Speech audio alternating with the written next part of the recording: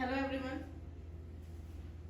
हमने last video में पढ़ा था एटॉमिक स्पेक्ट्रा, जिसमें हमने पढ़ा था कि जो रेडिएशंस का नेचर है, जो भी रेडिएशंस एमिट या एब्जॉर्ब होती हैं, उसके बेसिस पे उसको दो कैटेगरीज में क्लासिफाई किया गया है, एमिशन स्पेक्ट्रा और एब्जॉर्प्शन स्पेक्ट्रा। एमिशन स्पेक्ट्रा को फर्दर कॉन्टिन्यूस स्पेक्ट्रा और लाइन स्पेक्ट्रा में कैटेगराइज किया गया था, और उसके बाद हम आ जाते हैं लाइन स्पेक्ट्रा ऑफ हाइड्रोजन पे। तो आज हम पढ़ने वाले हैं लाइन स्पेक्ट्रम ऑफ हाइड्रोजन। तो पढ़ते स्टार्ट करते हैं। When electric discharge is pass through hydrogen gas, जो इलेक्ट्रिक डिस्चार्ज है जब उसे हाइड्रोजन गैस में से पास किया जाएगा, जिसे हमने एक डिस्चार्ज ट्यूब में इनक्लोज किया हुआ है, that is kept at low pressure. पहले मैं ये बता दूं कि मैं एक्चुअल में बात किस चीज की कर रही हूँ। चैप्टर के स्टार्टिंग में कैथोड रे एक्सपेरिमेंट है, जिसमें एक डिस्चार्ज ट्यूब ली गई थी, उसमें आपका गैस फिल की गई थी, फिर उसमें से इलेक्ट्रिसिटी पास की गई थी। तो ये कुछ उस तरह का ही सेटअप है, जिसमें गैस है हाइड्रोजन, जो एक डिस्चार्ज ट्यूब में रखी हुई है, और वहां प्रेशर है लो। जब ऐसी सिचुएशन क्रिएट होती है और उसमें से इलेक्ट्रिक डिस्चार्ज पास की जाती है, तो क्या होता है, लाइट एमिट होती है। और जो अब ये लाइट एमिट हुई, लाइट तो एमिट होनी ही थी, क्योंकि हमने तब उस एक्सपेरिमेंट में भी पढ़ा था कि लो प्रेशर पे लाइट एमिट होने लगती है। तो यहां भी लाइट एमिट हुई। क्या किया गया, ये जो लाइट एमिट हुई है उसको एनालाइज किया गया स्पेक्ट्रोमीटर से। अब स्पेक्ट्रोमीटर क्या है वो भी मैं बता चुकी हूँ। स्पेक्ट्रोमीटर एक इंस्ट्रूमेंट है जो इलेक्ट्रोमैग्नेटिक स्पेक्ट्रम के एक स्पेसिफिक पोर्शन को स्टडी करने के लिए यूज किया जाता है। लाइट के स्पेसिफिक पोर्शन को स्टडी करने के लिए यूज किया जाता है। तो जब उस एमिटेड लाइट को स्पेक्ट्रोमीटर से एनालाइज किया गया, तो क्या मिला कि जो स्पेक्ट्रम मिल रहा है, that consists of a large number of lines which are grouped into different series। बहुत सारी उसमें लाइंस देखने को मिली, जो कि अलग अलग सीरीज में ग्रुप हुई थी, अलग अलग सीरीज में ग्रुप्ड थी वो। So these series appear in different region of light। और ये जो अलग अलग सीरीज में ग्रुप थी, ये जो सीरीज है वो जो लाइट है उसके अलग अलग रीजन में अपीयर हो रही थी, और जिसने भी उनको डिस्कवर किया उनके नाम पे, उन डिस्कवरर्स के नाम पे इन लाइंस को, इन सीरीज को नाम दे दिया गया। तो ये पूरा स्पेक्ट्रम है हाइड्रोजन का, जिसमें ये बहुत सारी लाइंस ग्रुप्ड हुई है, अलग अलग सीरीज बनाए हुए हैं, इसको हम बोलते हैं हाइड्रोजन स्पेक्ट्रम। सबसे पहले जो डिस्कवरर थे वो थे बामर। बामर ने क्या किया था, बामर ने 1885 में अपने कुछ एक्सपेरिमेंटेशन के थ्रू शो किया था कि जो स्पेक्ट्रल लाइंस हैं वो एक्सप्रेस हो सकती हैं in terms of visible lines of hydrogen spectra. जो भी विजिबल लाइंस है उसके टर्म्स में उसको एक्सप्रेस किया जा सकता है, और उसको एक्सप्रेस करने के लिए एक फॉर्मूला भी उसने दिया था। So this is the formula nu bar, that is the symbol used for wave number. So wave number is equal to 109677 into 1 by 2 raised to the power 2 minus 1 by n raised to the power 2 centimetre inverse. तो इस फॉर्मूले से हम क्या कर सकते हैं, इस फॉर्मूले से हम वेव नंबर निकाल सकते हैं। हम स्पेक्ट्रल लाइंस के लिए ये यूज कर सकते हैं। यहाँ पर n जो है वो 1 2 3 4 कुछ भी हो सकता है, और ये जो सीरीज जो भी इस फॉर्मूले से एक्सप्रेस होगी, जो भी लाइंस जो दिखाई दे रही थी, उन लाइन की सीरीज जो भी इस फॉर्मूले से एक्सप्रेस होती है, उस सीरीज को हम बोलते हैं बामर सीरीज, जो कि मैं ऑलरेडी बता चुकी हूँ कि ये जिसने भी डिस्कवर की जोन सी भी सीरीज, वो उस डिस्कवरर के नाम पे रख दी गई। सेकंड साइंटिस्ट था रेडबर्ग। रेडबर्ग जो है उसने क्या किया, रेडबर्ग जो था उसने 1890 में एक सिंपल थियोरेटिकल इक्वेशन दी थी, जो कि बिल्कुल तो नहीं, लगभग बामर सीरीज जो है, उस बामर का जो फॉर्मूला है उसके जैसा ही है, बस थोड़ा सा डिफरेंस है। आप देख सकते हो ये बामर सीरीज वाला फॉर्मूला है, ये रेडबर्ग ने जो फॉर्मूला दिया वो ये फॉर्मूला है। डिफरेंस बता देती हूँ, यहाँ पे ये जो नंबर 109677 है उसकी जगह RH लिखा गया है। RH यहाँ पे रेडबर्ग कांस्टेंट है,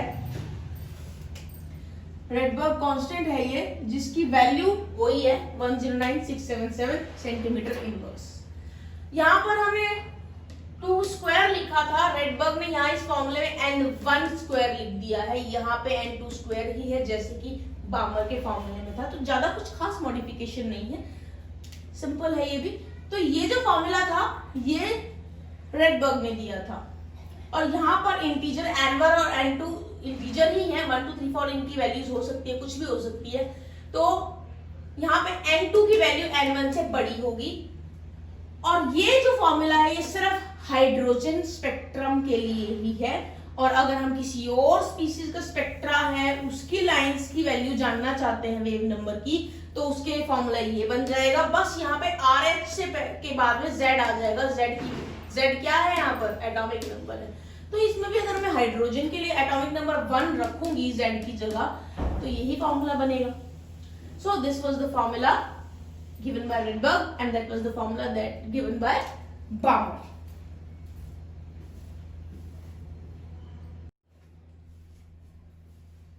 ये दो फॉर्मूले पढ़ने के बाद मैं आपको एक चीज बताऊंगी कि जो हाइड्रोजन है ये सिंपलेस्ट एलिमेंट है, तो इसका लाइन स्पेक्ट्रा भी सिंपलेस्ट है।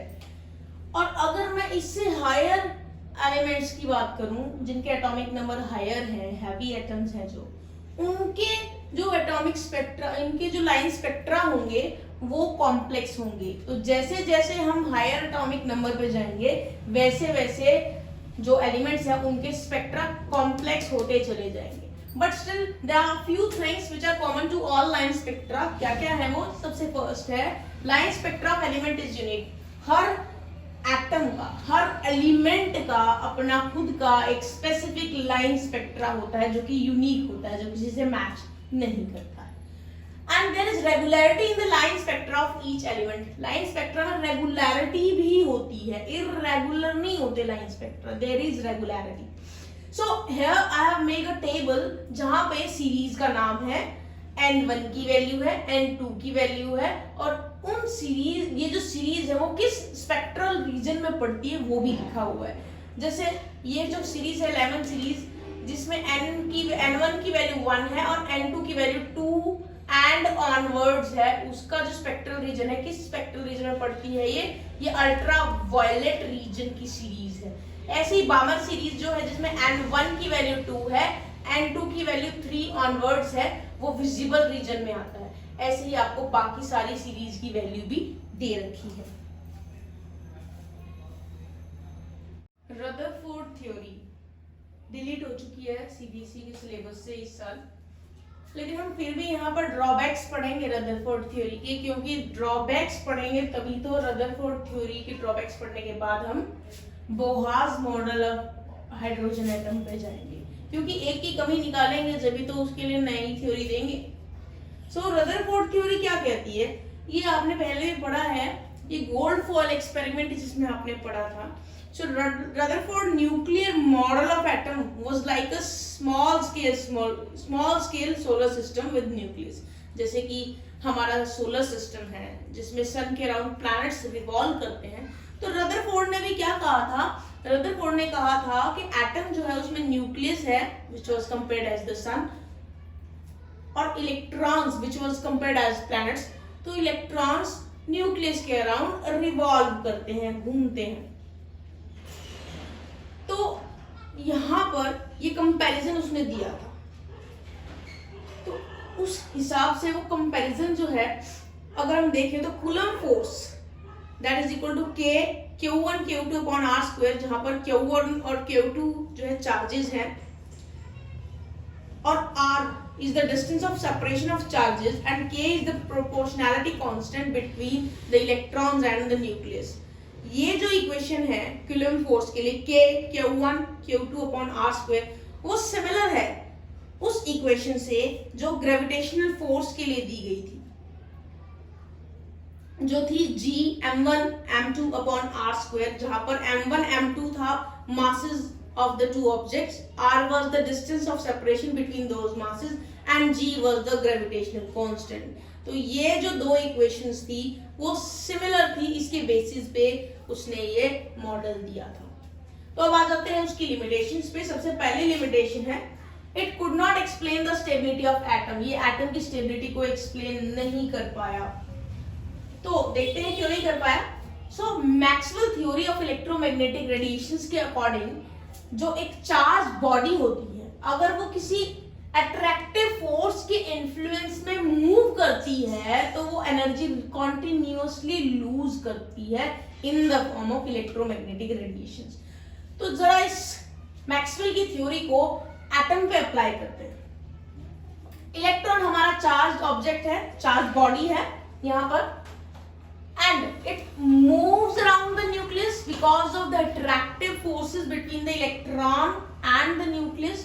तो ऐसा करने पे इलेक्ट्रॉन को भी रेडिएशंस एमिट करनी चाहिए।